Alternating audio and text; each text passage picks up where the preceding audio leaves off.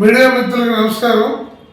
మన రాష్ట్రంలో కొన్ని లక్షల మందిని నిలువు దోపిడీ చేసిన అగ్రిగోల్డ్ కంపెనీకి సంబంధించి ఇంతవరకు బాధితుల సమస్య పరిష్కారం కాలేదని చెప్పాలంటే సిగ్గుపోతూ ఉంది.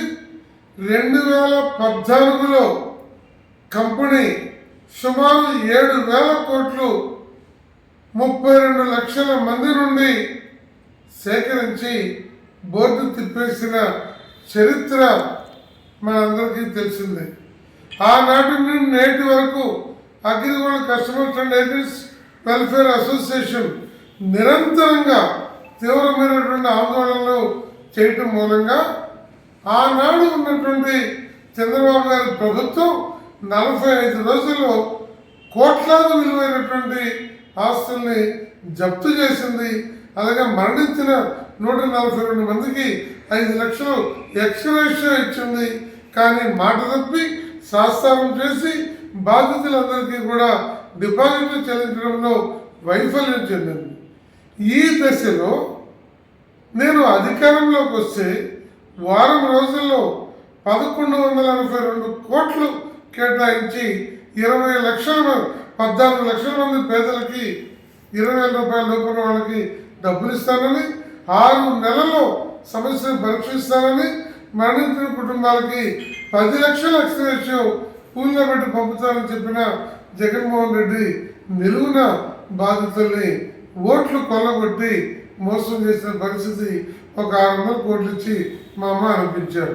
కానీ ఈ ప్రభుత్వం మొన్న ఎన్నికల్లో అధికారం చేపట్టిన వెంటనే ఆస్తుల్ని ఆక్షణ పెట్టి బాధితులకు న్యాయం చేస్తామని చెప్పారు. కానీ ప్రభుత్వం అధికారం చేపట్టి 9 నెలలైనా ఒక్క అడుగు ముందుకు పోలేదు. దాని మీద ఒక ప్రత్యక్షమైనటువంటి కార్యాచరణ ప్రకటించలేదు. ఒక చట్టబద్ధమైనటువంటి కమిటీని వేయలేదు. ఫాస్ట్ ట్రాక్ కోర్టుని నియమించలేదు. ఒక్క చర్య కూడా ఈ ప్రభుత్వం చేపట్టకపోవటం ఒకవైపు నుండే నెల్లూరులో, ప్రకాశం జిల్లాలో, విశాఖలో, చివరికి హాయ్లాండ్ లాంటి ఈ ఆస్తులన్నింటినీ కూడా ప్రైవేట్ వ్యక్తులు కొల్లగొడుతున్న నేపథ్యంలో అగ్రిగోల్డ్ బాధితులు లక్షలాది మందిలో మళ్ళా తీవ్ర ఆందోళనలు ఇవాళ నెలకొన్నాయి.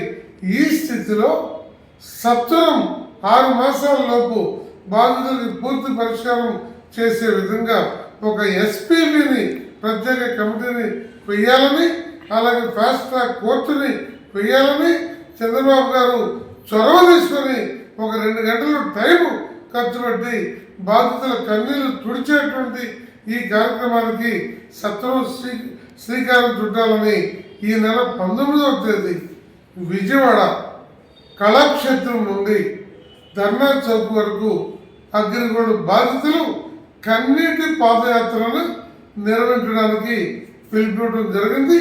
ఈ కన్నీటి పాదయాత్రలో అగ్రిగోల్డ్ కస్టమర్లు, ఏజెంట్లు పెద్ద సంఖ్యలో పాల్గొనాలని, ఈ శాంతియుత పాదయాత్ర ధర్నా చౌక్ వెళ్ళి సాయంత్రం 4 గంటల వరకు అక్కడ సభ జరుపుకుంటుంది.